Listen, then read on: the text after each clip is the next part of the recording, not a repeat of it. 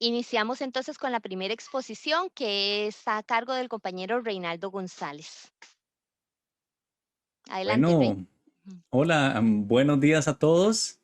Feliz sábado. Muchas gracias Jennifer, muchas gracias Ileana, muchas gracias Gustavo y a todas los colaboradores y las colaboradoras del Instituto de Formación y Estudios en Democracia que hacen posible precisamente estos talleres y estos encuentros en los que podemos discutir algunos de los temas más relevantes de cara al próximo proceso electoral.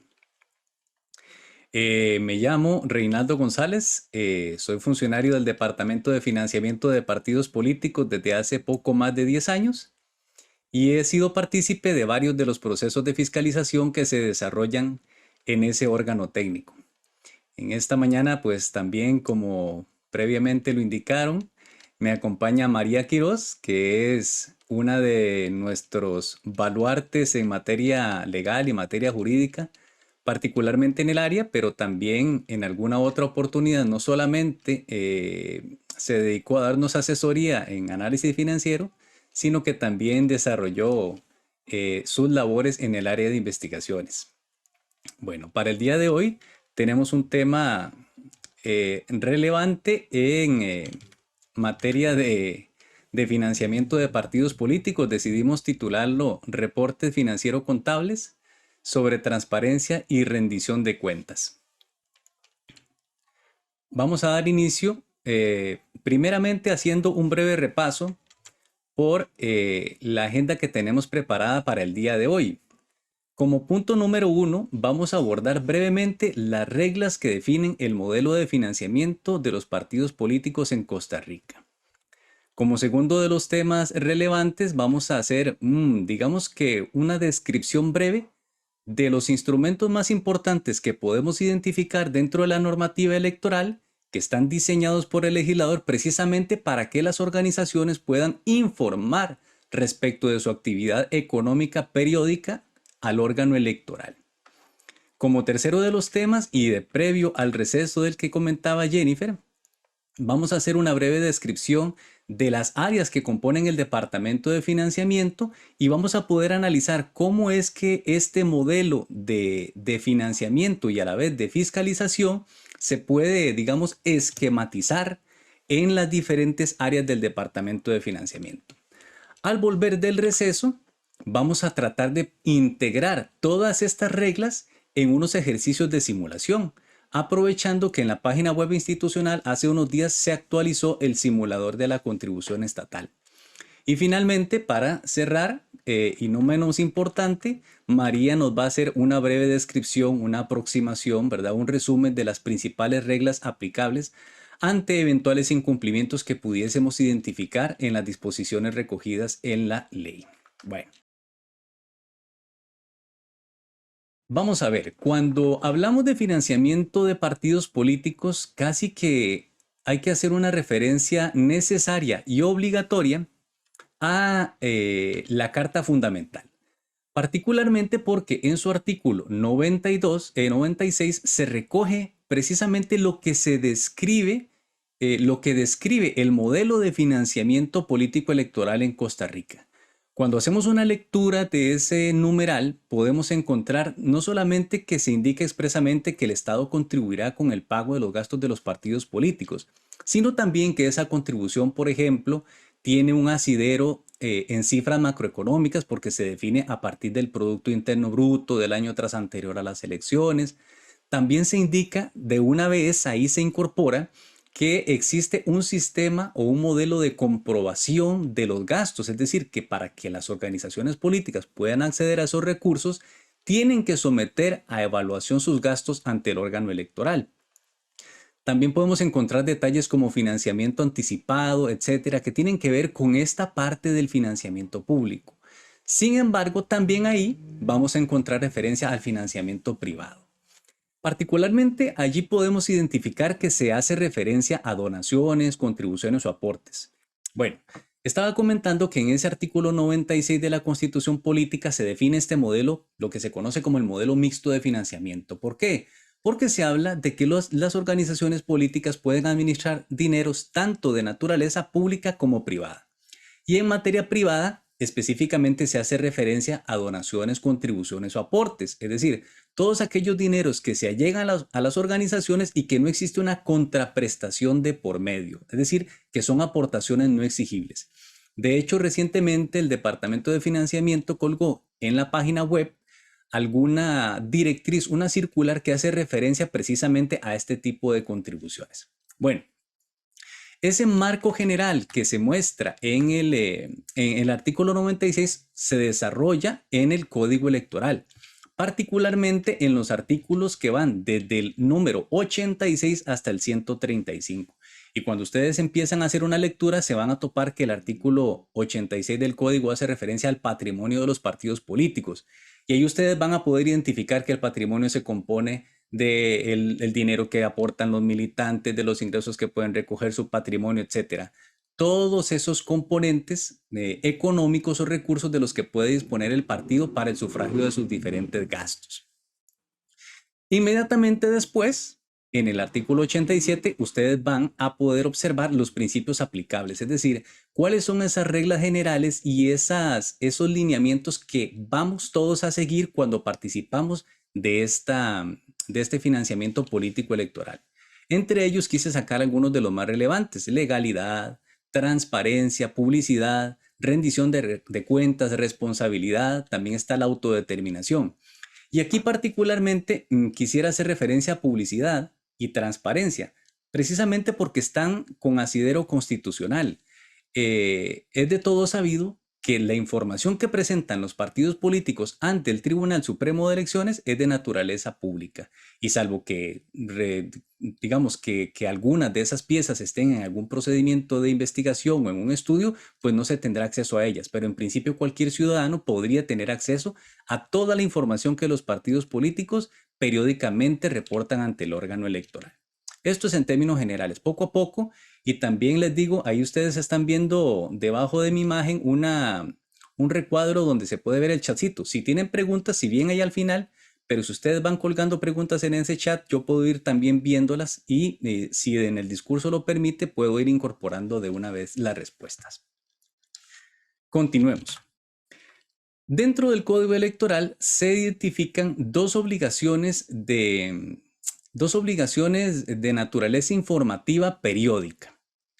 La primera de ellas tiene que ver con un informe que da cuenta de del estado de las finanzas del partido político. Ustedes van a reconocer en los artículos 132 y 133 del Código Electoral que se hace referencia a unos elementos que periódicamente deben informarse. El primero de ellos, en el artículo 132, tiene que ver con las donaciones, es decir, que los partidos políticos trimestralmente durante el periodo electoral o mensualmente durante el periodo electoral tendrán la obligación de enviar un reporte pormenorizado de todas aquellas contribuciones que reciban en dinero o en especie.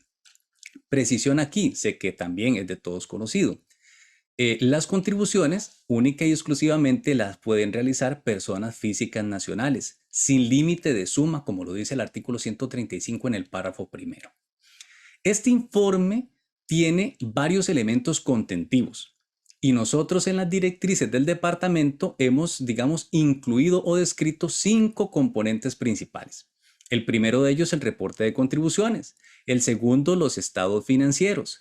Aquí hago la anotación, también el reglamento de financiamiento en su artículo segundo indica que todo lo que tiene que ver con la contabilidad de partidos tiene que estar enmarcado dentro de la norma internacional de información financiera.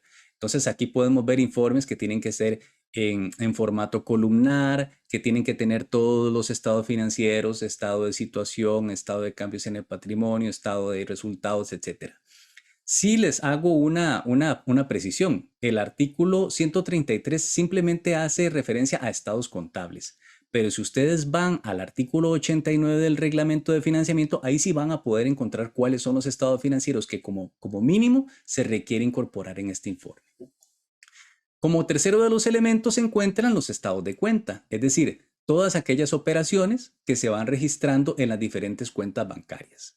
Ustedes van a poder observar que en el artículo 122 del Código Electoral se hace referencia a una cuenta única.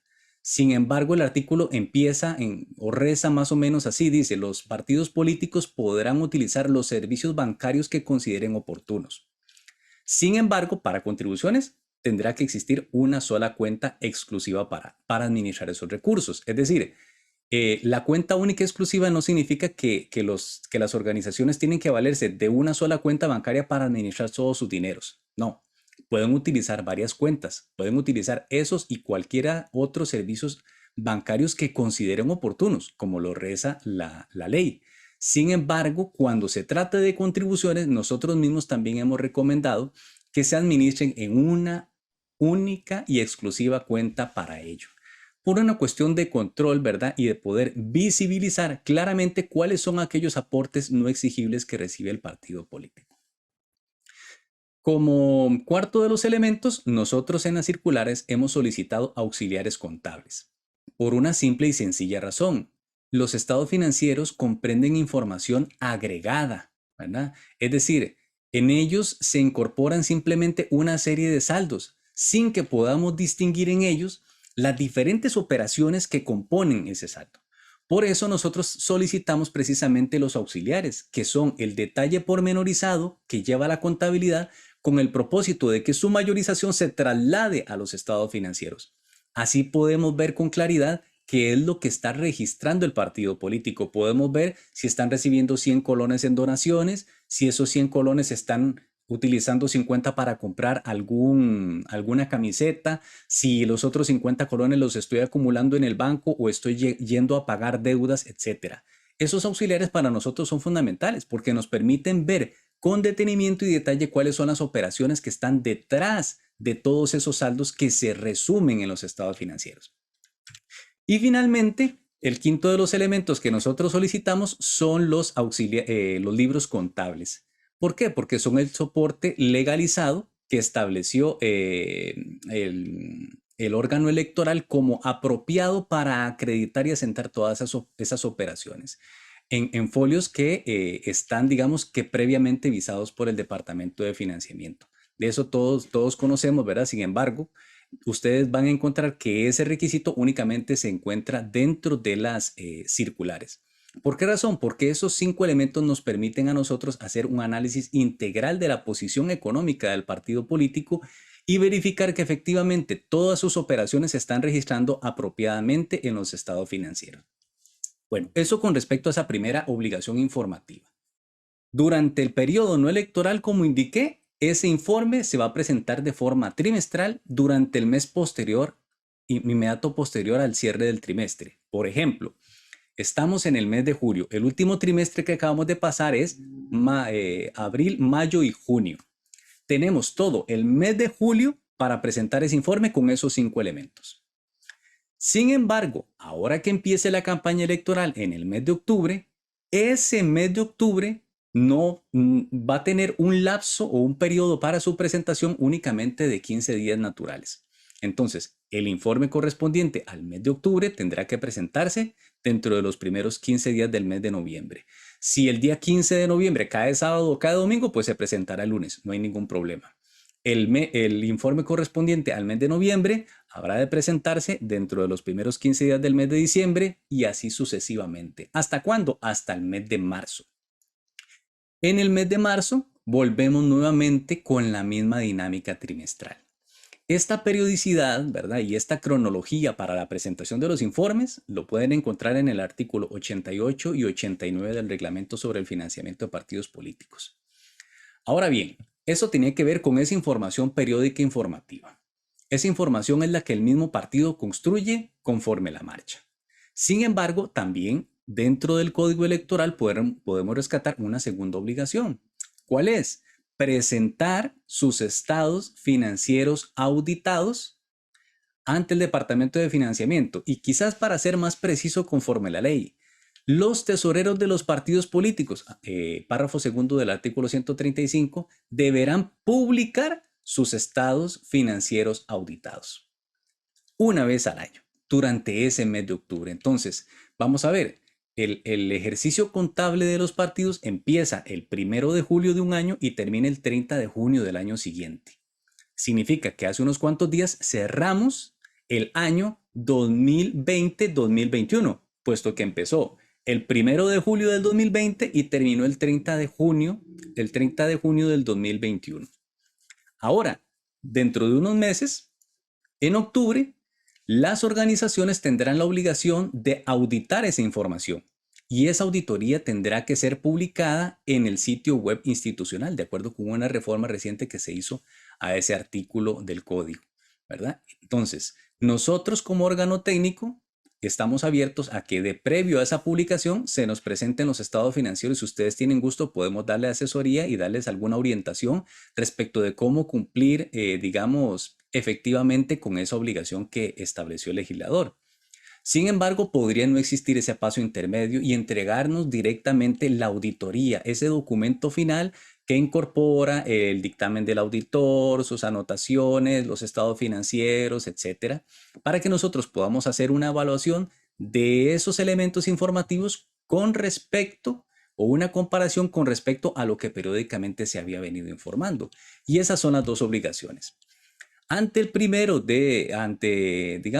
la ausencia de la remisión de este primer conjunto de elementos que tiene que ver con el informe periódico, el trimestral o mensual, nosotros dentro de un plazo que está establecido también por ley, vamos a prevenir al partido, al tesorero, si no se presenta, para que lo presente en tiempo. En el caso de los informes anuales, la consecuencia jurídica de no publicar los estados financieros auditados es simplemente la retención de una fracción del aporte del Estado, el no poder tener acceso a financiamiento anticipado y otra de otra naturaleza. Muy bien. Sigamos adelante. Vamos a ir ahora a materia de fiscalización. Un poco para que en términos Rey, generales, sí. Rey, perdón, es que en el chat del Zoom, Joseph Mendoza pone, en caso de no existir movimiento aún, por si puedes retomarlo de una vez. Ah, listo. Muy bien. Pasemos a evacuar esa duda. Es que no lo había visto. Yo los tengo a ustedes aquí en pantalla del lado izquierdo.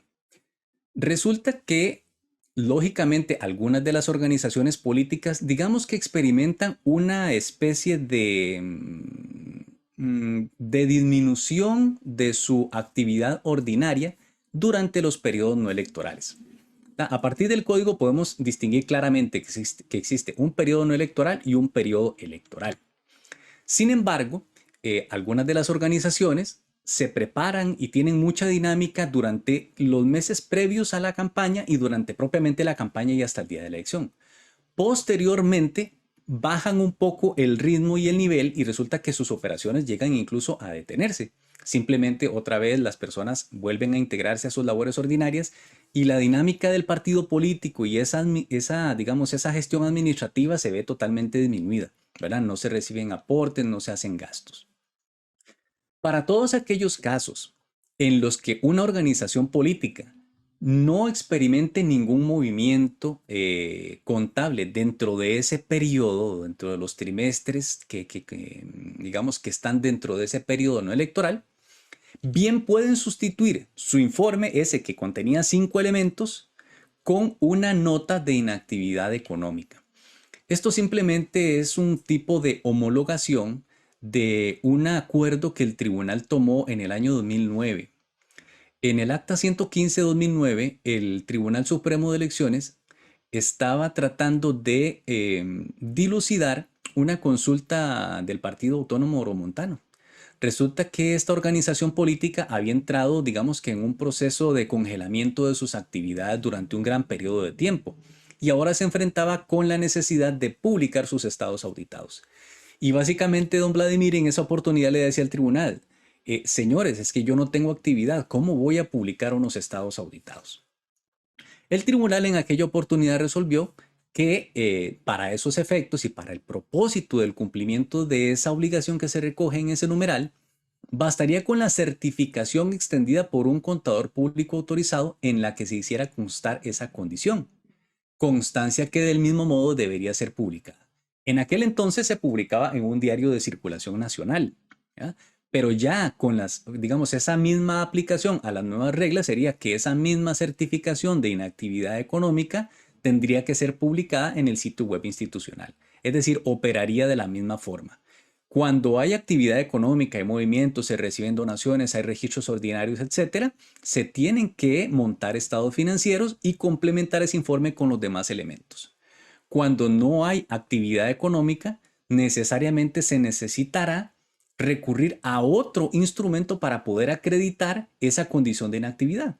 Pero nosotros digamos que con un ánimo de contribuir no estamos exigiendo la emisión de una certificación en materia de estados intermedios.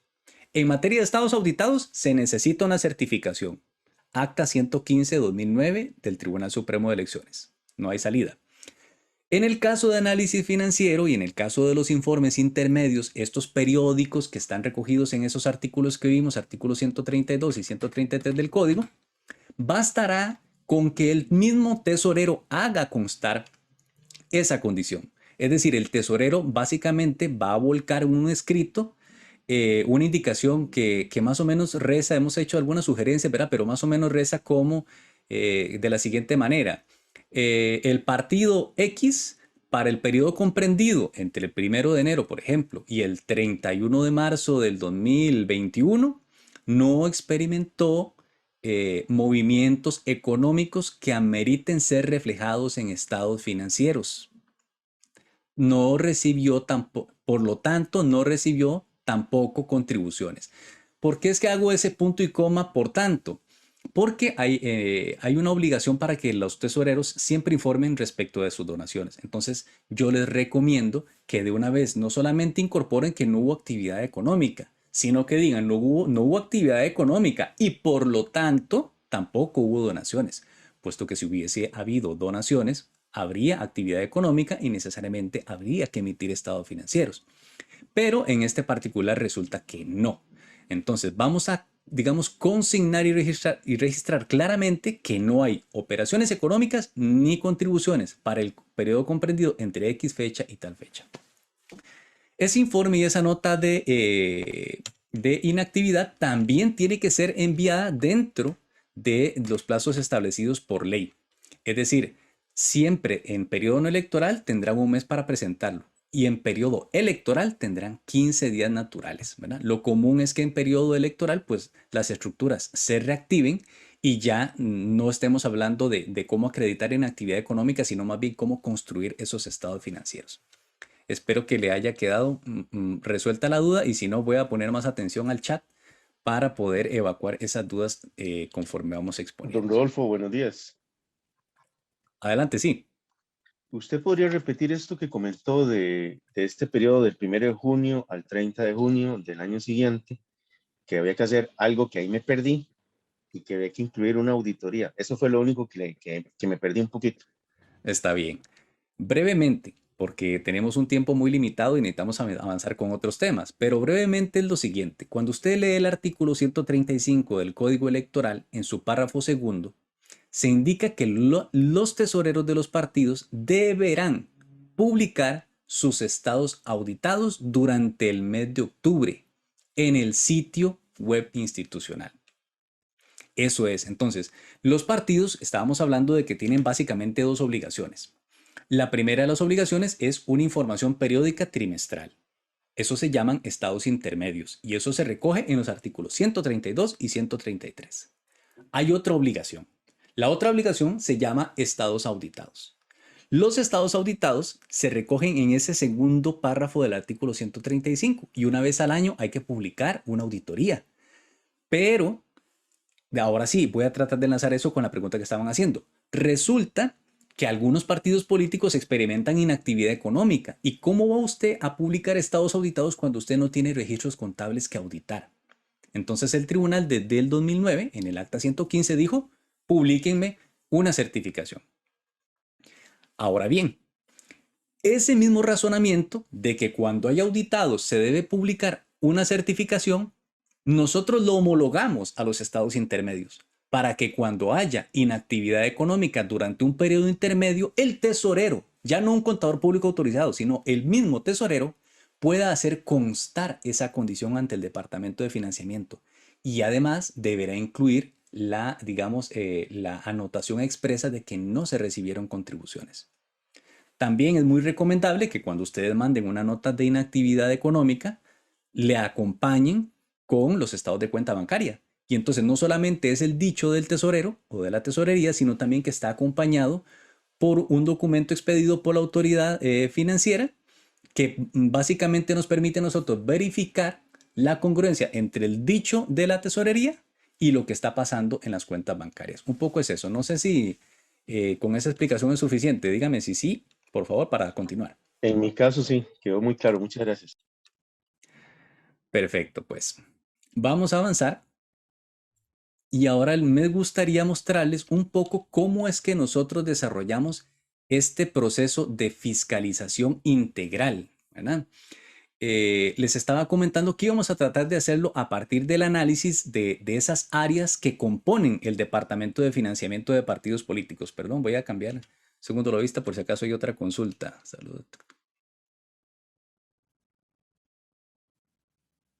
De Don Winston, hay una... Ah, ok, perfecto. Si gusta, Jennifer, ¿me la lee, porfa?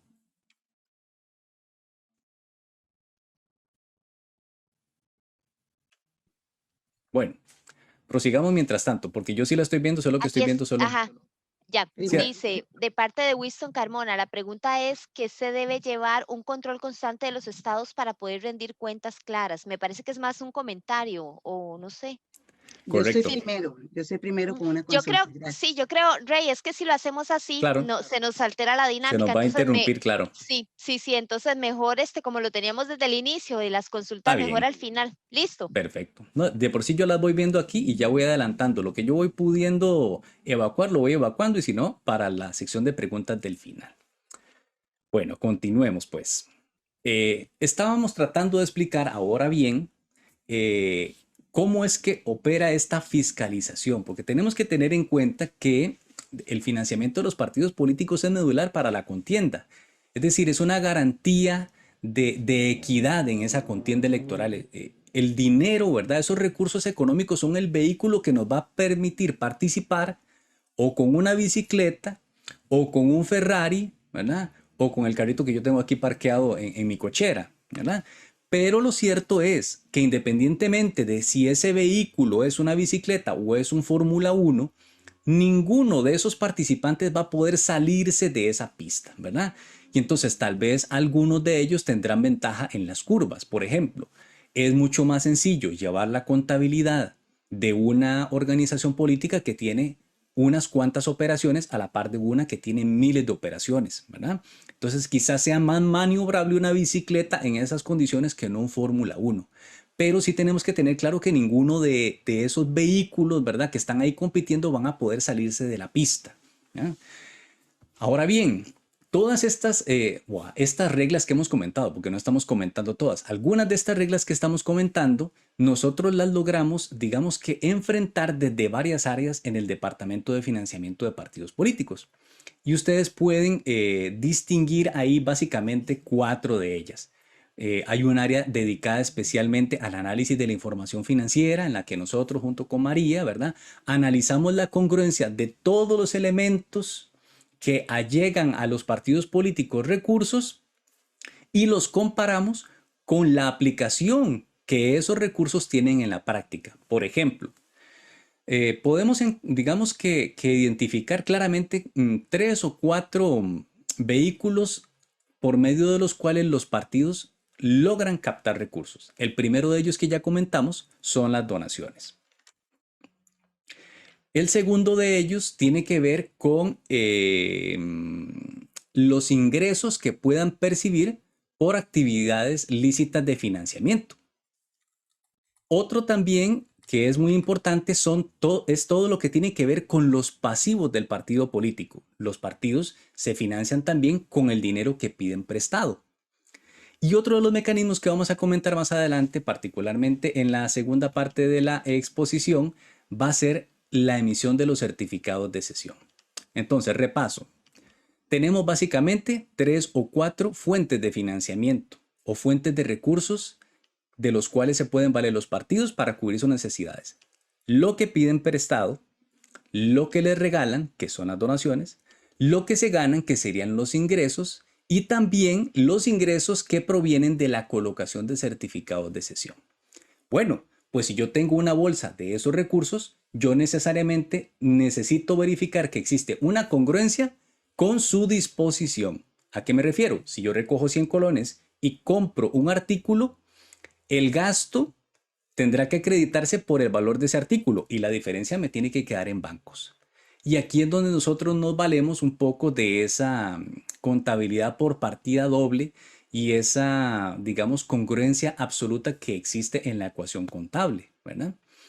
Todo ese tipo de análisis de congruencia de datos, eso se llama procedimientos analíticos, ¿verdad? Esos procedimientos analíticos que nosotros desarrollamos en la práctica a partir de la información que periódicamente se presenta en los estados intermedios y también en las auditorías, es lo que se desarrolla en análisis financiero.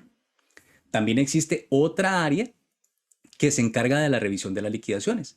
De hoy en 8 días ustedes van a poder tener un poquito más de cerca cómo es que funciona ese proceso y ahí pueden ampliar con el detalle de lo que realizan. Pero básicamente ellos verifican acreditan o verifican la inserción o cumplimiento de todos los requisitos establecidos en el reglamento de financiamiento de partidos políticos para que esos gastos efectuados durante los procesos electorales o incluso fuera de ellos, como más adelante veremos, puedan ser redimidos con el aporte del Estado. Y aquí una de las características principales y que ustedes tienen que tener muy claro. Los partidos políticos en Costa Rica básicamente se financian con recursos propios y hay que entenderlo de esa forma. Y luego el Estado, casi que como una manera de garantía o un respaldo de seguridad, repone todos esos recursos luego de un proceso de verificación de que aquellos gastos hayan completado los requisitos exigidos por ley. Por eso es que nosotros decimos que el modelo de financiamiento en Costa Rica es uno de reintegro postelectoral con recursos del Estado. Solamente una fracción de ese aporte del Estado se puede, digamos, accesar de previo a la elección, que es lo que se conoce como financiamiento anticipado. Y ustedes lo pueden ubicar en el artículo 96 del Código Electoral. Ahí se indica que del monto total del aporte se podrá adelantar hasta un 15%. Y ese 15% a su vez tendrá que ser repartido en partes iguales, 80% destinado a los partidos inscritos a escala nacional y 20% destinado a los partidos inscritos a escala provincial. Y así es simplemente una fracción de ese aporte. Pero eso es simplemente un crédito del Estado. ¿Por qué? Porque es un financiamiento caucionado. El partido político que en los términos del artículo 96, tanto de la Constitución como del Código Electoral, quiera acceder a los recursos del Estado por anticipado, tendrá que poner una garantía líquida a responder. Por una simple y sencilla razón. Únicamente los partidos políticos que superen o cumplen algunos parámetros umbrales de votación podrán tener acceso a los recursos del Estado. Es decir, no todos los que participan pueden ver retribuidos sus gastos después de la elección. Solamente, y en el caso particular de las próximas elecciones del año 2022, los que superen el 4% de todos los votos válidamente emitidos de presidente y diputados para la elección respectiva. Si es un partido inscrito a escala provincial, pues tendrá que superar el 4% en la provincia. Y en cualquiera de los dos casos, si elige un diputado, tiene derecho al aporte del Estado. Bueno, pues ese aporte que funciona de manera de reintegro tiene que pasar por un filtro para que llegue nuevamente al partido político y llegue a proteger ese patrimonio.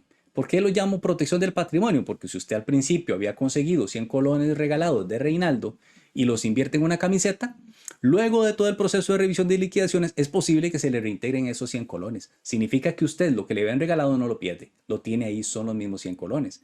Sin embargo, claro, entre cientos y miles de papeles, algunos de los requisitos algunos de los requisitos no se cumplirán o faltará verificar alguna cuestión y por eso la aprobación quizás, si bien no es del 100%, pues estará ahí con algún tipo de porcentaje de rechazo, ¿verdad? Bueno, pues en eso se encarga el área de liquidaciones y lo van a ver de hoy en 8 días.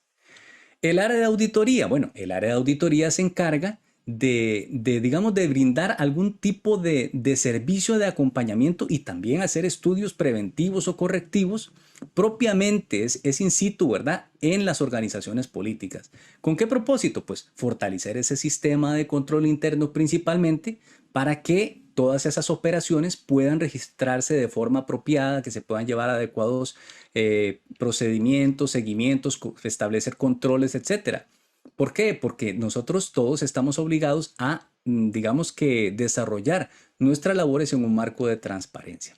Y finalmente, investigaciones que recoge de alguna forma lo que algunas de las inconsistencias que se detectan en estas otras áreas, pero que también puede recibir denuncias ciudadanas por algún tipo de presunto incumplimiento de la normativa electoral. Bueno, pues ellos se encargan de desarrollar esos estudios.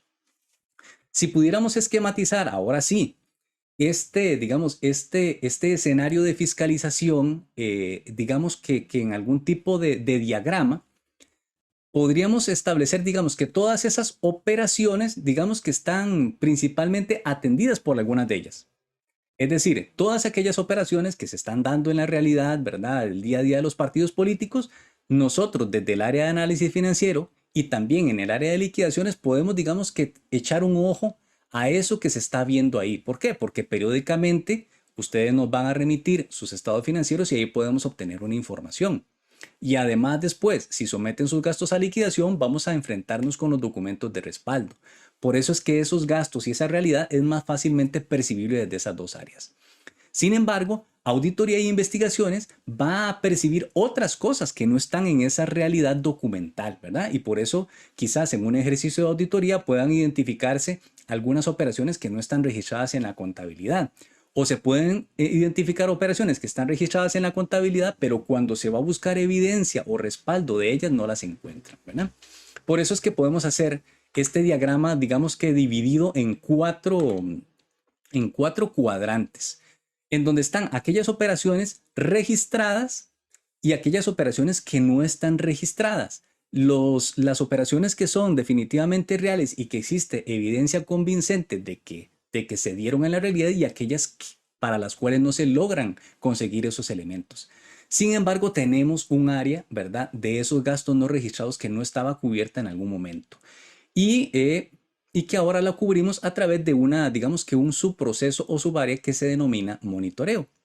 Es decir, todos aquellos gastos registrados y reales los podemos cubrir con las áreas ya, las unidades de las que ya conversamos. Sin embargo, hay algunos gastos reales cuando salimos a la calle y vamos, sobre todo en campaña electoral, vemos algunas vallas, podemos obtener información de las pautas publicitarias, nos damos cuenta que quizás esa realidad no está registrada. Entonces, todos aquellos gastos que son reales y no están registrados, los capturamos por medio de este proceso de monitoreo. Monitoreo se encarga de bueno, vamos a ver, monitoreo en términos generales va a proveerse de insumos provistos de básicamente 2 o 3 fuentes principales. Los mismos partidos políticos, sí. Los proveedores, porque nosotros consultamos directamente de los proveedores si les han brindado algún tipo de bien o servicio a las organizaciones, y también de una empresa que se encarga de un monitoreo automatizado en pauta de radio, televisiva, periódicos, etc. De esa realidad un poquito más tangible, un poquito más sensible, es que nosotros podemos obtener elementos, digamos, de certeza para poder hacer contraste con lo que está reflejado en los estados financieros. Ahora bien, a partir de esa información realizamos ejercicios de congruencia, ¿verdad? Y también nos permite ir un poquito más allá y proveernos de otra información que podría resultar interesante. ¿Dónde se están dirigiendo los gastos de la campaña? Si es a la cobertura de propaganda en televisión, si más bien los partidos políticos están orientando su campaña y están dirigiendo sus recursos a la radio, al periódico, a las redes sociales, ¿verdad? Todos estos elementos podemos capturarlos a través de ese proceso de monitoreo. Y cuando nosotros salimos a la calle, porque también hacemos recorridos por todo el país, vamos capturando también algunos de esos, lo que se llama vallas publicitarias, ¿verdad?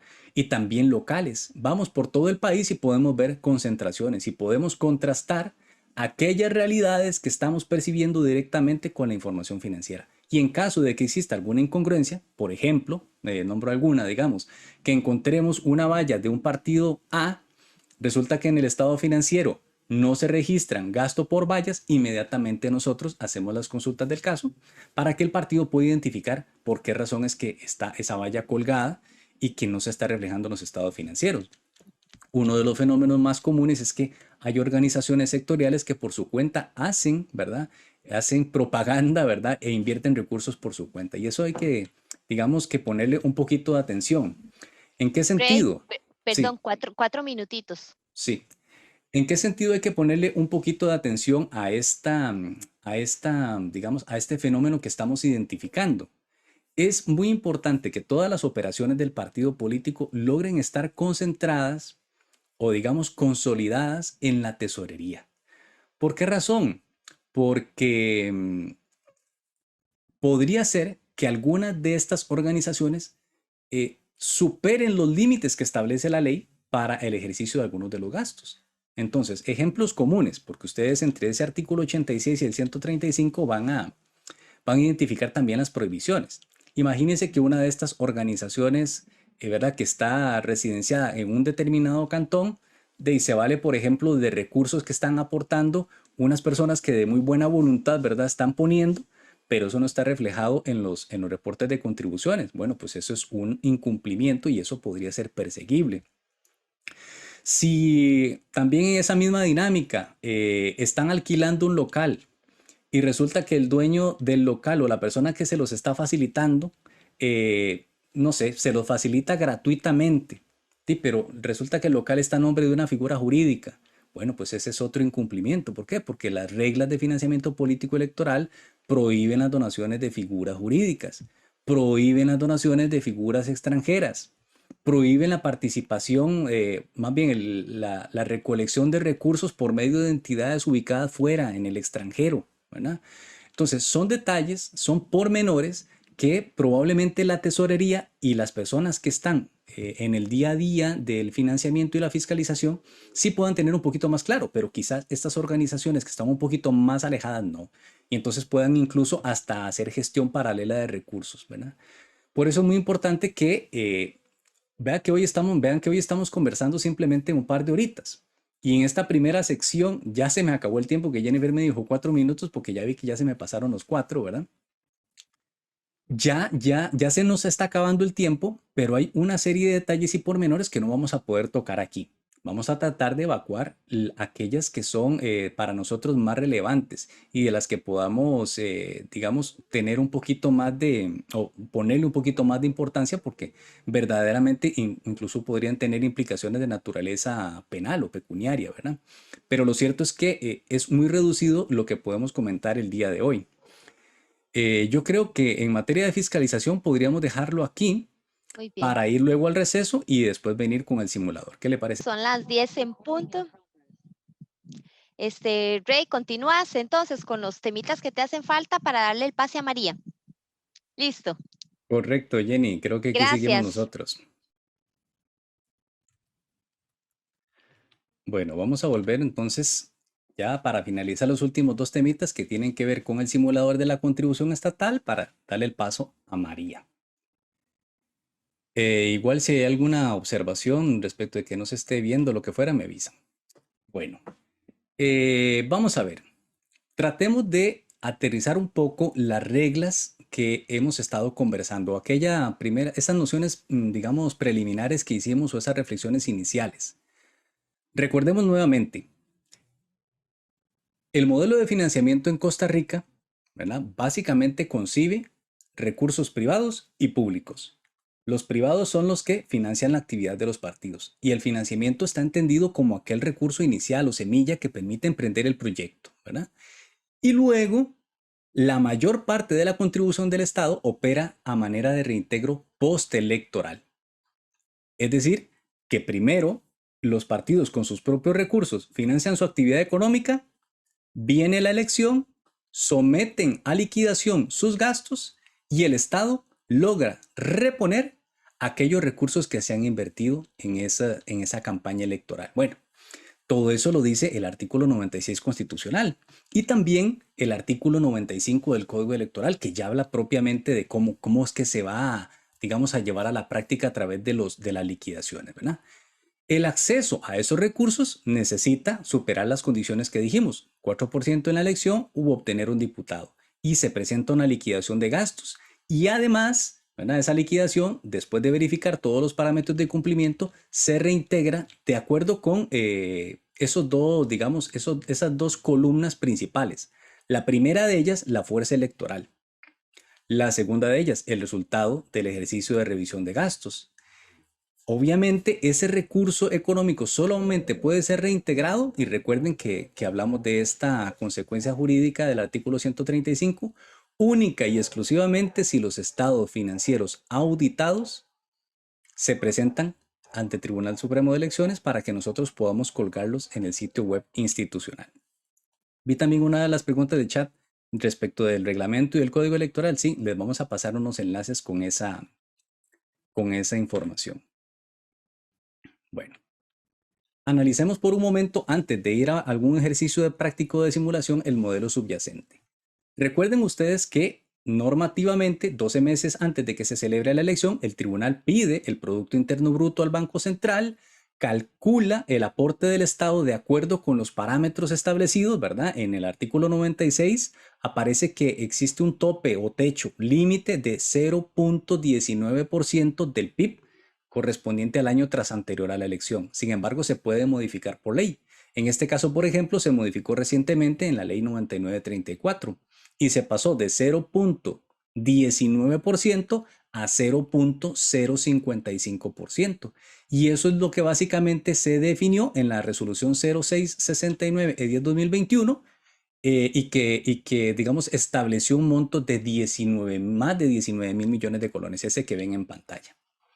Ese gran monto, luego del proceso electoral, nos toca a nosotros decir cuánto es que le corresponde a cada organización política como máximo. Bueno, pues la forma en que lo hacemos básicamente es tomar ese digamos, monto del aporte del Estado, que esos 19 mil millones de colones, y dividirlo entre todos los votos válidamente emitidos de los partidos que tuvieron derecho. ¿Y por qué hago énfasis en todos los partidos y tuvieron derecho? Porque resulta que necesitamos calcular lo que en el código se llama el costo del voto. Entonces, si por ejemplo tuviéramos una contribución de 1.000 colones y tuviéramos 1.000 votos, dividiríamos 1.000 colones entre 1.000 votos, cada voto vale un colón. Bueno, pues básicamente lo que nosotros hacemos para calcular cuánto es el monto que le correspondería como máximo al partido. Claro, ya no son 1.000 colones, ahora estamos hablando de 19.790 millones de colones, divididos entre todos los votos de los partidos con derecho. Yo no voy a tomar en cuenta para hacer el cálculo los votos de aquellos partidos que no hayan superado los umbrales. Solamente yo voy a considerar los votos de los partidos o que superaron el 4% en la elección de presidente, siendo nacionales, o que lo superaron en la provincia, siendo inscritos a escala provincial o estando inscritos a escala provincial, o los que obtuvieron un diputado.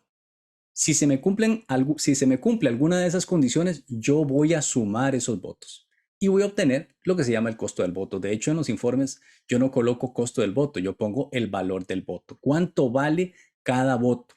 Y eso eventualmente multiplicado por el número de votos que obtuvo el partido en esa elección, me va a decir cuál es el techo o el umbral que le correspondería como máximo recibir a esa organización política.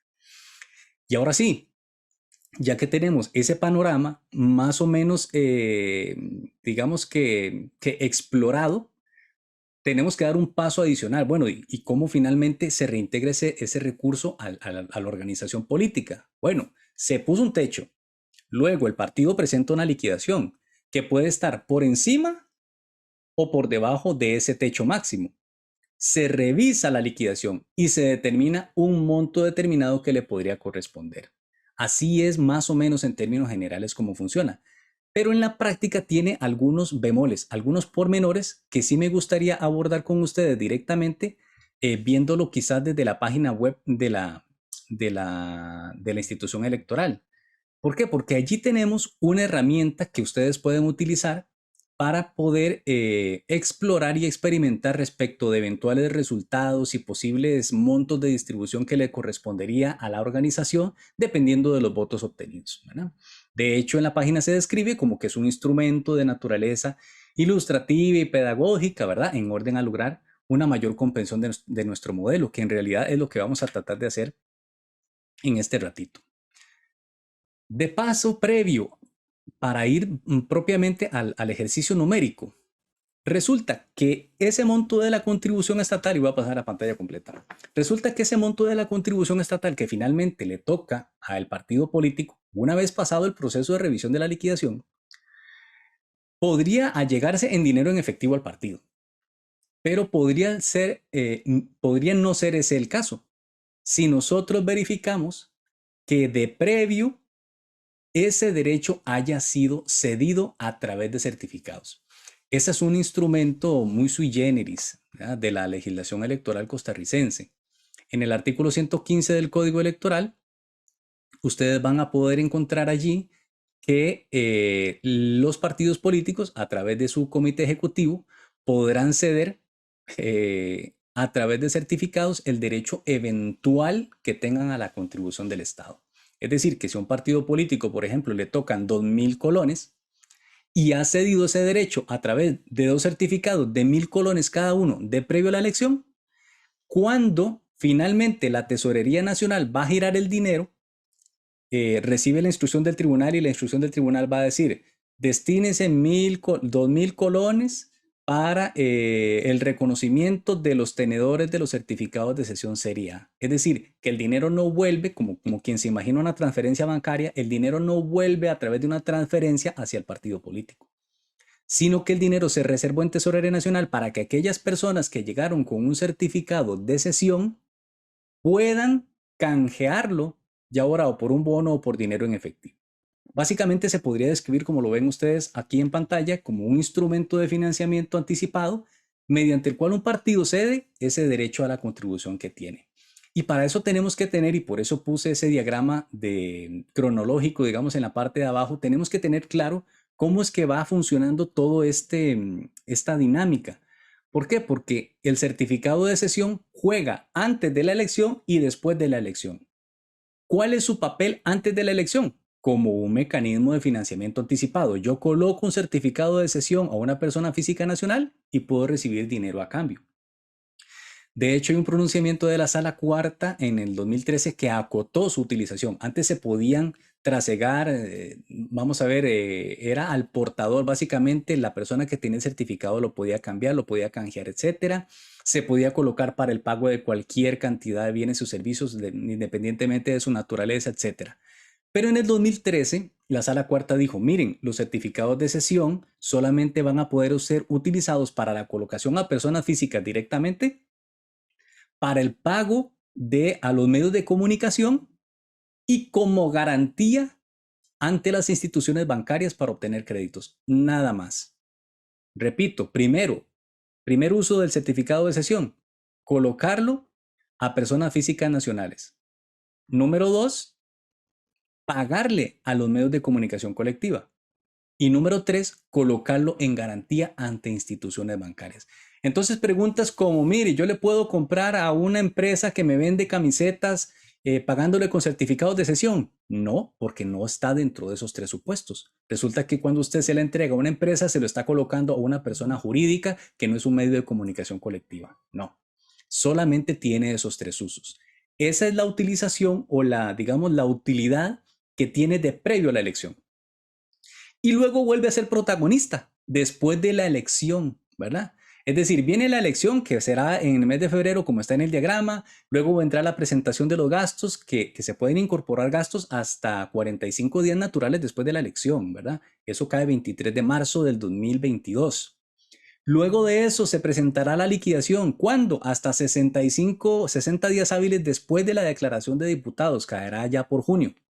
Y finalmente, la contribución será reintegrada y en ese momento vuelve a ser protagonista el certificado de cesión, porque las personas que tengan un certificado en la mano podrán ir a Tesorería Nacional y canjearlo por bonos del Estado o por dinero en efectivo, ¿verdad? Esa es la figura que, digamos, que me iba a ayudar a terminar de redondear este panorama, pero creo que lo mejor va a ser verlo directamente en el sitio web. Vamos a ver si me permite aquí un segundito. Voy a compartirles la pantalla para que lo podamos ver en vivo.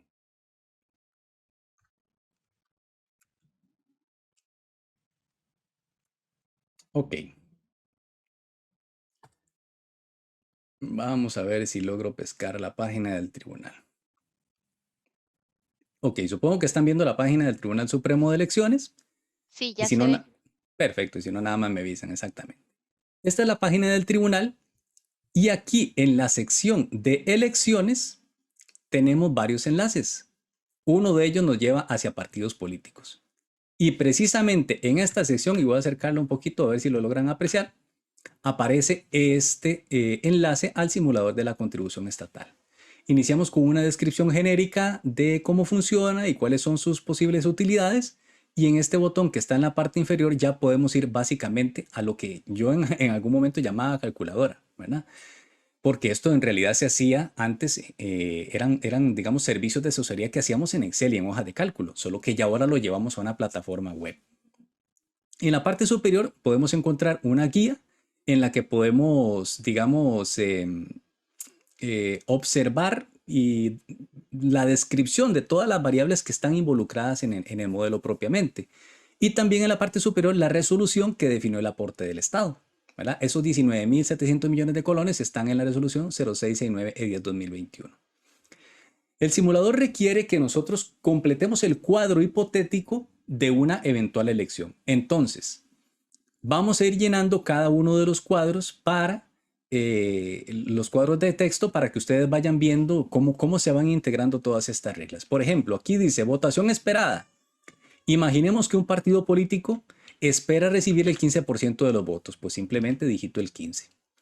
Y que actualmente, de acuerdo con las proyecciones que la organización tiene de gasto, pretende invertir aproximadamente unos 250 millones de colones, por ejemplo. Bueno, pues simplemente digitamos los 250 millones de colones y pasamos al siguiente campo. Desde luego que en la liquidación algunos gastos se rechazarán y tenemos que tener, digamos, claridad sobre ese margen. Por ejemplo, que se nos rechace el 5% de los gastos. Bueno, pues colocamos un 5. Que pedimos financiamiento anticipado. Que pedimos financiamiento por 35 millones de colones. Listo. Metemos el 35 y seguimos. Dentro de los estatutos ustedes definieron un porcentaje que se va a destinar a la cobertura de los gastos permanentes en los rubros de organización política y capacitación, pues esos porcentajes hay que volcarlos en la tabla. Y digamos que se ha definido un 10% para organización y un 5% para capacitación. Y vamos a introducir aquí la figura del certificado de cesión porque también es una de las variables clave para determinar finalmente cuánto le corresponde al partido. ¿Ok? Digamos que ustedes emitieron certificados de cesión por 50 millones de colones, una serie A, por 100 millones de colones, una serie B. Y creo que para el ejemplo ilustrativo está bien así. Son unas cuantas variables clave. Vea que no estamos saliéndonos de un ejemplo que podría ser cualquier ejercicio ordinario de participación. Tenemos una votación esperada, o sea, esperamos recibir una fuerza electoral que se representa en un porcentaje y que se coloca en esta primera celda. Tenemos unos gastos estimados. Estimamos también, o digamos que colocamos un porcentaje hipotético de rechazo ante la revisión de las liquidaciones de gastos, digamos en este caso fue 5%, un financiamiento anticipado de 35 millones, un par de reservas y una emisión de certificados. En la parte inferior también hay una casilla para multas y embargos, pero no hay problema, por ahora podemos dejarla de lado. Y en la parte inferior podemos darle el botón simular. Simplemente el simulador va ahora sí a arrojar y vamos a ver en la práctica cómo opera toda aquella filosofía que les dije en la primera parte de la presentación. Hay un tope de reconocimiento de acuerdo con los votos obtenidos por el partido político. Ese tope de reconocimiento, ese tope de reconocimiento asciende, de acuerdo con aquel 15% que pusimos arriba, a un monto máximo de la contribución estatal de 2.900 millones de colones. Es decir, que por fuerza electoral, por votos, de acuerdo con aquel cálculo que vimos en pantalla, el monto que le correspondería recibir como tope sería ese, 2.900 y resto de millones de colones. De acuerdo con el gasto que sometimos a liquidación y el porcentaje de rechazo, se nos habrían comprobado 237 millones de colones. Recuerden ustedes que pusimos 250 millones y quitamos un 5%, da eso. De los 2.900 millones de colones tengo que reservar para capacitación y organización política, de acuerdo con los estatutos y de acuerdo con el remanente no reconocido. ¿Qué es el remanente no reconocido? Artículo 107 del Código Electoral. Es la diferencia entre el derecho y todos los gastos comprobados. Si ahí aparece una diferencia, ese remanente fue no reconocido. Por eso se llama remanente no reconocido, un sobrante.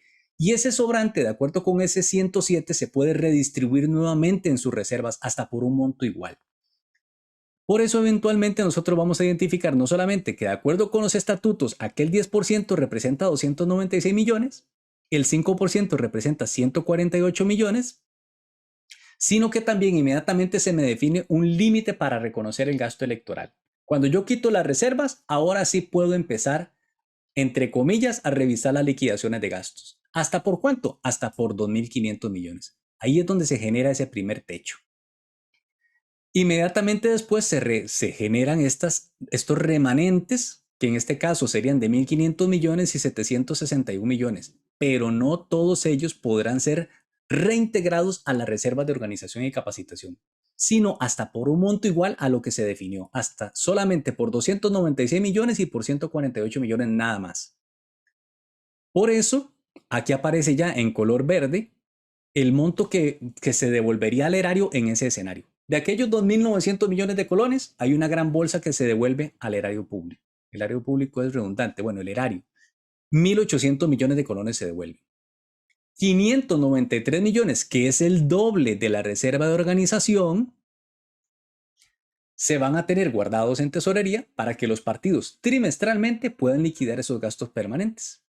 Entonces ustedes van a ver, cuando lean el código con mayor detenimiento, se van a encontrar que, las liquidaciones se pueden hacer en dos momentos, ¿verdad? Las de campaña y las de periodo no electoral. Bueno, pues estos 593 millones de colones van a estar dirigidos a redimir aquellos gastos de periodo no electoral en el rubro de organización. Para capacitación habrán otros 296 millones. Y habrá un monto de gasto no cubierto, que era aquel 5% que definimos, de 12.500.000 colones. ¿Qué es lo que sucede en la práctica con los certificados de cesión? El monto que nos aprobaron en definitiva y lo que nos toca a nosotros, ¿verdad? Como organización política, hay que determinar si es suficiente o no para cubrir los certificados. Nos habían tocado 237 millones de colones y ahí vienen las preguntas que tienen que ver con los certificados de cesión. ¿Son 237 millones suficientes para cubrir una emisión serie A por 100 millones de colones, que fue la que pusimos, creo, o 50? Sí. Significa que se reconoce el 100% de la serie A. ¿Es ese sobrante todavía suficiente para reconocer la serie B y hasta qué monto? Sí, sí es suficiente, se cubre al 100%. Y finalmente, una vez cubiertas las series de certificados de cesión, se reintegra al partido un monto de 52 millones de colones. Esto sí llega al partido en dinero en efectivo. Y ustedes podrán comprobar que estos 52 millones de colones, más lo que tenía la serie A como valor, que en este caso era 50, más estos 100 millones de colones, son precisamente menos, perdón, el financiamiento anticipado, que creo que era de 25 millones, según lo definimos. Vamos a ver. De Rey, 35 millones de colones, perdón. Sí, adelante. un Sí, minutito, porfa. O sea, que, sí, ya voy. ok, Una vez descontado este financiamiento anticipado, se puede comprobar que es lo que finalmente el tribunal había autorizado reconocer, ¿verdad? Este es simplemente un ejemplo, pero ustedes aquí pueden perfectamente empezar a variar los parámetros del modelo y decir que la votación esperada es del 5%, es del 7%, es del 12%, que el gasto no reconocido no es 3, sino que no es 5, sino es 3, se vuelve a simular y pueden hacer un ejercicio nuevo que nuevamente vuelve a otorgar todos los parámetros obtenidos de ese ejercicio de simulación. Y yo creo que por el momento estaríamos en esta parte y voy a pasar directamente con María. Voy a tratar de mantener la presentación en pantalla y continuamos. María, adelante, por favor.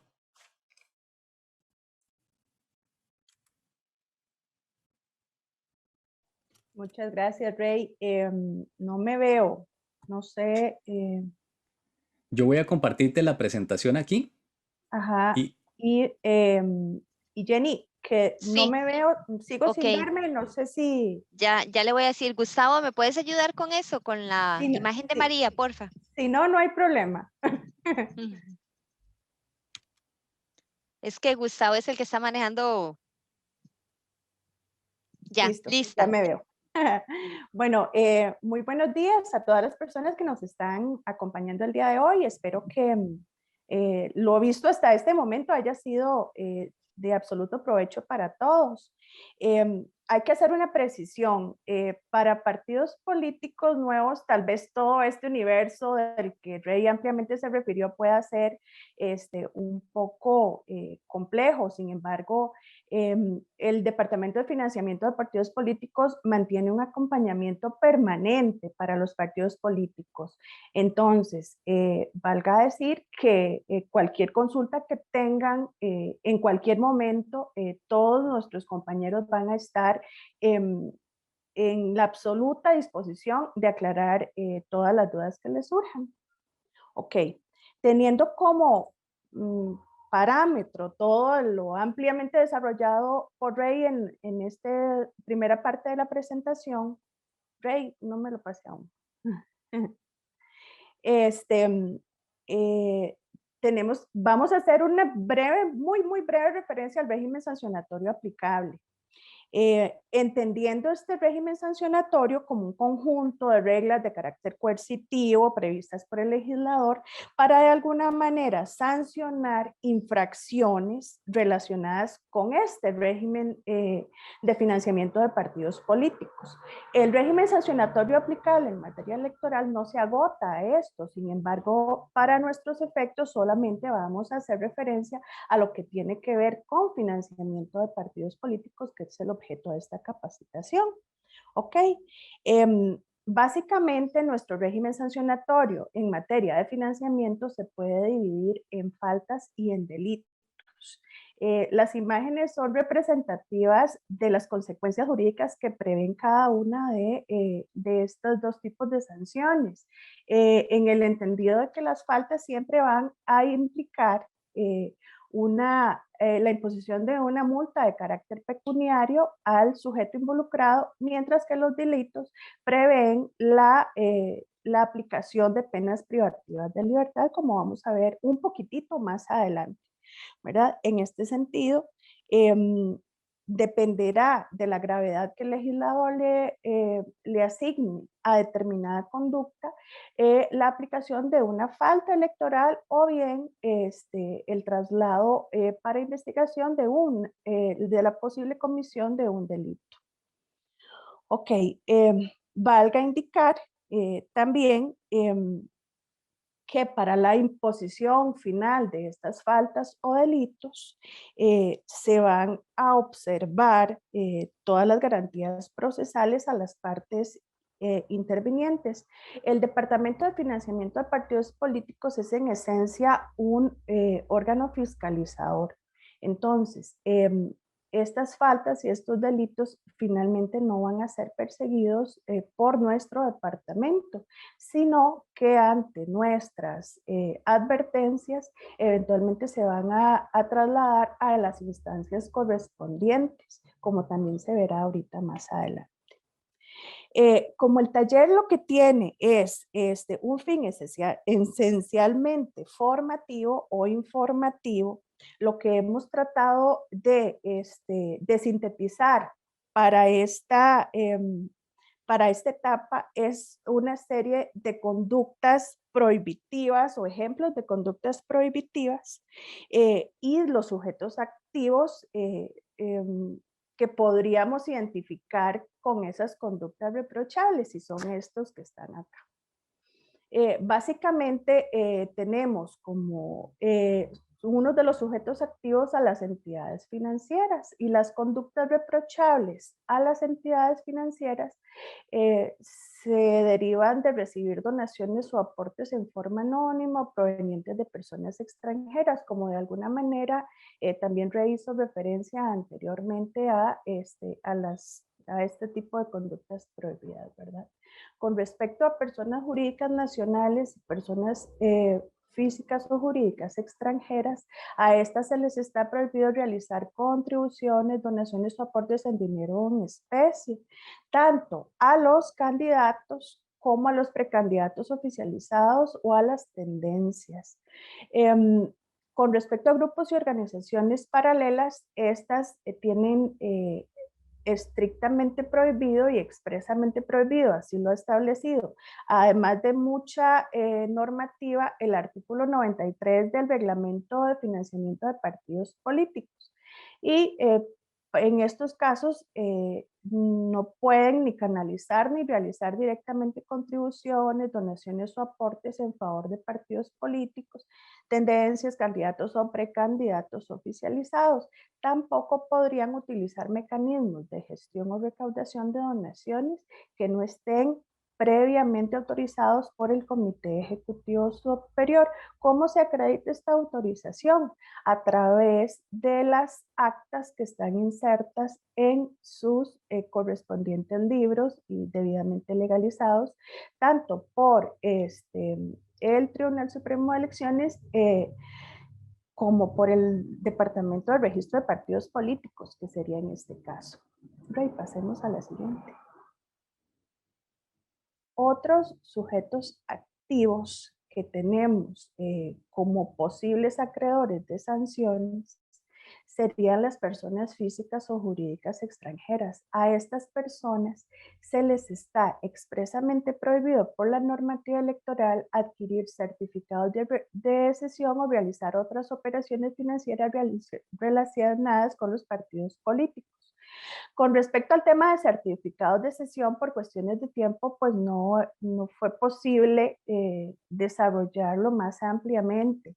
Sin embargo, reitero la disposición completa de aclarar cualquier consulta que sobre el particular tengan sobre la marcha del proceso electoral, ¿verdad? Todos sabemos que con el banderazo de salida empiezan a surgir un montón de dudas, y para eso estamos nosotros totalmente con puertas abiertas en el momento en que ustedes necesiten aclarar cualquier duda que les surja de su utilización o de cualquier otra aplicación de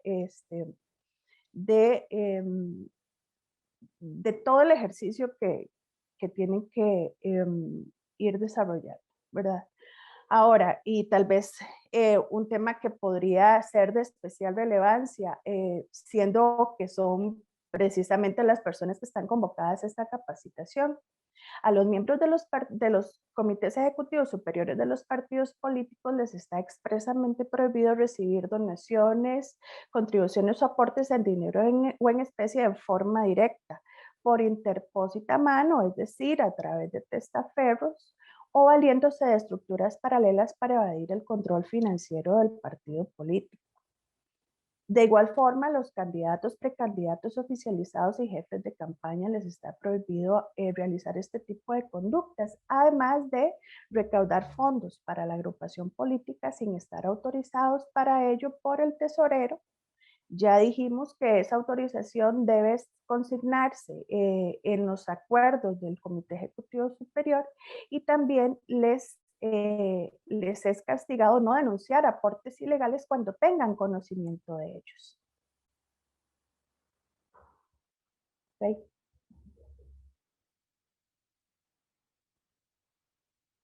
Por ahí vi por lo menos a uno. También el ordenamiento jurídico electoral dispone conductas reprochables o dispone prohibiciones específicas a los tesoreros de los partidos políticos o a los contadores públicos autorizados que certifiquen gastos de los partidos políticos. A estos sujetos les está castigado como una conducta reprochable ocultar información, consignar datos falsos en la certificación de gastos del partido político o en el informe de control interno, o bien que se rehúsen a brindar información requerida por el tribunal. Con respecto a los tesoreros, y aquí pues la normativa sí es mucho más amplia con respecto a la previsión de conductas expresamente prohibidas y sancionadas, tenemos a grandes rasgos las siguientes: recibir donaciones o aportes en dinero en especie, en forma anónima, provenientes de personas jurídicas nacionales, personas físicas o jurídicas extranjeras, depositados en cuentas bancarias en el extranjero, realizados mediante estructuras paralelas o provenientes de organizaciones internacionales no acreditadas ante el tribunal. También se les está expresamente prohibido no remitir o remitir de forma incompleta la información financiera al Departamento de Financiamiento. Sobre este aspecto, Rey anteriormente fue bastante amplio con respecto a los extremos que componen esta información financiera, por lo que les remito a la presentación. En todo caso, esta presentación se les va a estar trasladando a cada uno de ustedes. Entonces van a tener el material de consulta a la mano.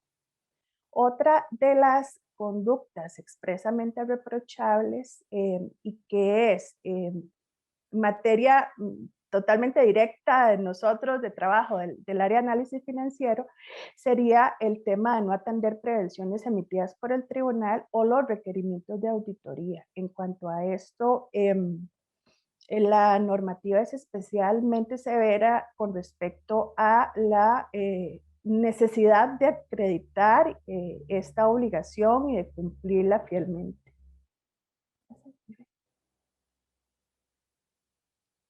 Bueno, ese breve resumen lo que hace es sintetizar de una manera muy básica cuáles serían o podrían eventualmente constituir conductas reprochables que podrían ser acreedoras de algún tipo de sanción prevista por el ordenamiento jurídico electoral. Ok, algunas precisiones básicas con respecto a delitos y faltas. Dijimos que el régimen sancionatorio estaba conformado por el establecimiento de delitos y de faltas. Con respecto a delitos, es importante indicar que los delitos siempre van a estar relacionados con personas físicas. Como vimos del cuadro anterior, dentro de esas personas físicas que expresamente tenemos dispuestas como sujetos activos de algunas conductas, tenemos al CPA, sujetos particulares, candidatos o precandidatos, miembros del Comité Ejecutivo Superior, tesoreros específicamente con responsabilidades exclusivas, personeros o representantes partidarios. En este caso la responsabilidad es subjetiva, es decir, es personal, y la consecuencia jurídica que prevé el ordenamiento sería pena privativa de libertad. Hay distintos dimensionamientos según el tipo de delito que se trate y la gravedad que el legislador le asignó a esa conducta. Y podemos encontrarlas dentro del código con penas que van desde los 2 meses hasta los 6 años de prisión. El tema con los delitos es que no excluye otro tipo de sanciones. Entonces, de igual forma, se pueden acarrear consecuencias de orden disciplinario, de orden patrimonial y cuando son delitos previstos por la normativa que superen los 3 años de prisión, también encontramos otras 2 consecuencias, que sería la suspensión de derechos políticos en el artículo 282 y la inhabilitación para ejercer cargos públicos en el caso que la persona que se encuentre responsable de ese delito sea un funcionario público en ese momento. Ok. Básicamente encontramos 4 delitos en el código relacionados con financiamiento de partidos políticos, que son el registro de financiamiento partidario en el 273, la realización de contribuciones privadas y legales en el artículo 274, la recepción de contribuciones privadas y legales en el 275 y relativos directamente a las tesorerías de los partidos políticos en el 276. No se va a ahondar al respecto porque, como les repito, es un tema informativo lo que se está haciendo ahorita. Sin embargo, todas estas referencias van a poder ser consultadas por ustedes posteriormente.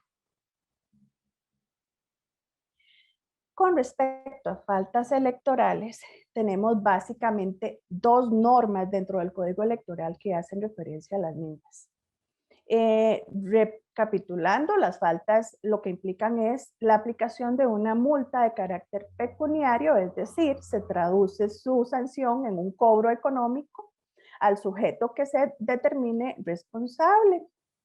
Existen las faltas relativas al control de la contribución privada en el 287 que implican, de acuerdo a la gravedad del hecho, que se determine en la finalización de un proceso administrativo, que van de 2 a 10 salarios base. Con respecto al tema de la definición del salario base, conviene señalar que el artículo 295 del Código establece que ese salario base va a ser relacionado con ahorita la nomenclatura cambió, entonces sería el asistente administrativo 1 del Poder Judicial, ese es el parámetro.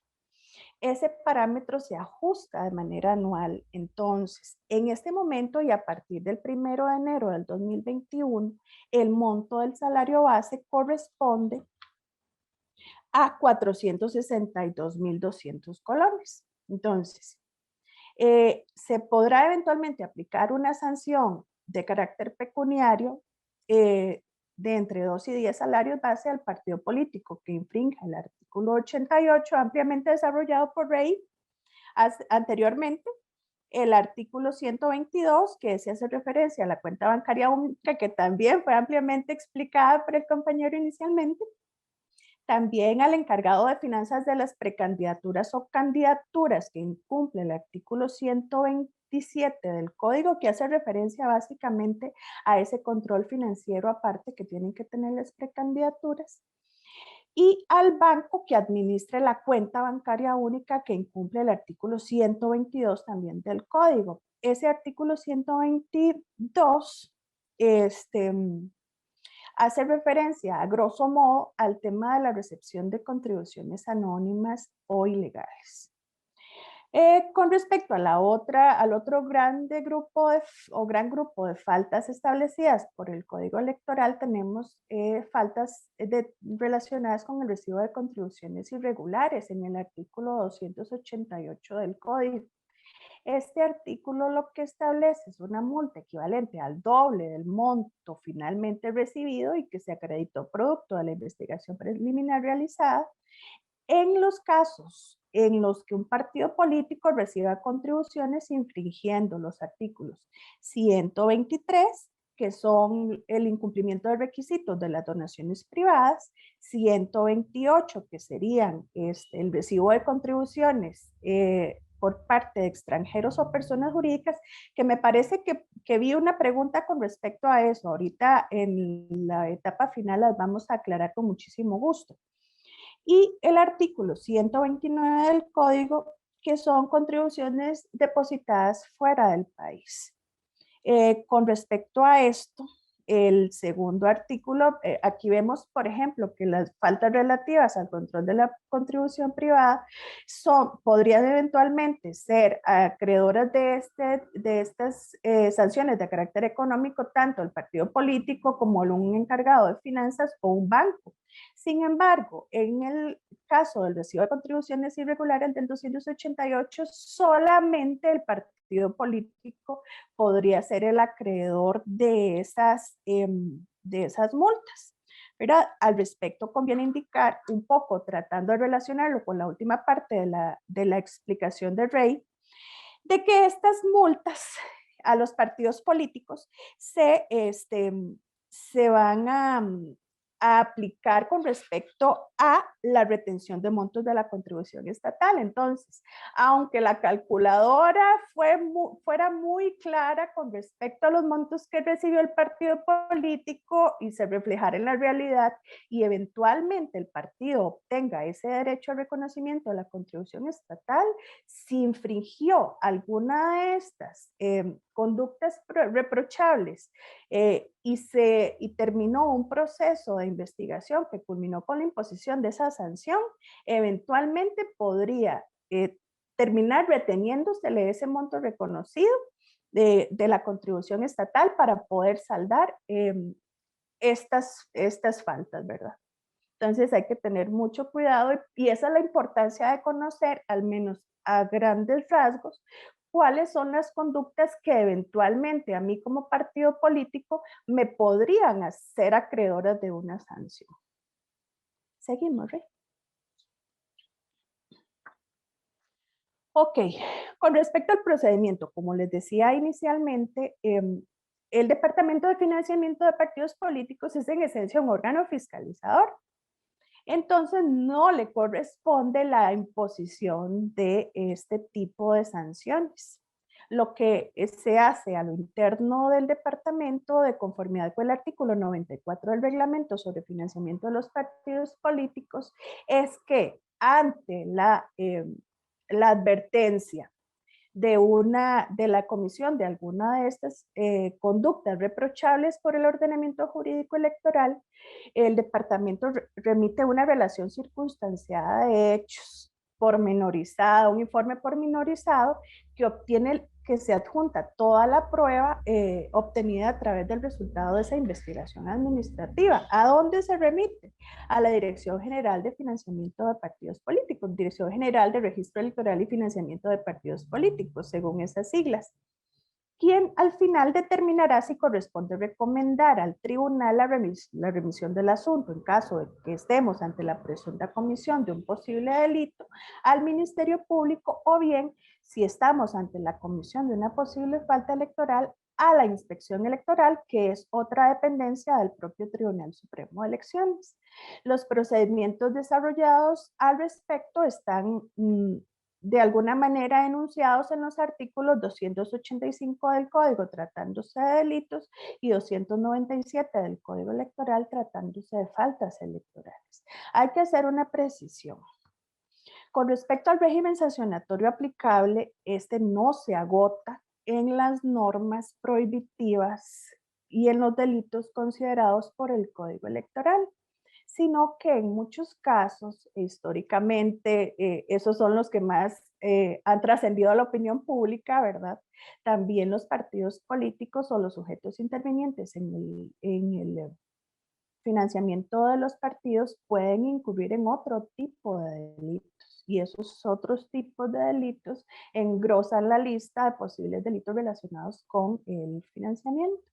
Por eso hemos visto, por ejemplo, casos muy sonados relacionados con estafas mayores y menores, por lo que también el comportamiento leal va más allá y trasciende un poco de esta tablita que inicialmente les dimos, ¿verdad? Lo ideal es poder considerar, ¿verdad? Que el financiamiento de partidos políticos y en la participación de los partidos políticos en la contienda electoral tiene un fin primordial, y ese fin primordial es el fortalecimiento de la democracia, ¿verdad? Y en cuanto a esto, pues el comportamiento que se realice debe estar ajustado a una serie de máximas destinadas a ese fin. Sigamos, Rey. Para contestarle a doña Marlene y probablemente a otras personas, tenemos dentro de la presentación lo que hicimos fue, perdón, no es doña Marlene, es doña Marisela. Marisela, ajá. Sí, para contestarle a doña Marisela, nosotros dentro de la presentación lo que hicimos fue también de alguna manera incorporar todos los enlaces, tanto del código del reglamento de financiamiento de partidos políticos, como las circulares emitidas por nuestro departamento, jurisprudencia electoral relevante en general y el simulador del que Rey hizo referencia anteriormente. Entonces acá están todos esos accesos directos mediante los cuales pueden ingresar y descargar esa normativa para consulta, que de por sí es absolutamente necesario que lo tengan para referencia en este quehacer partidario que tienen ustedes todos los días de ahora en adelante.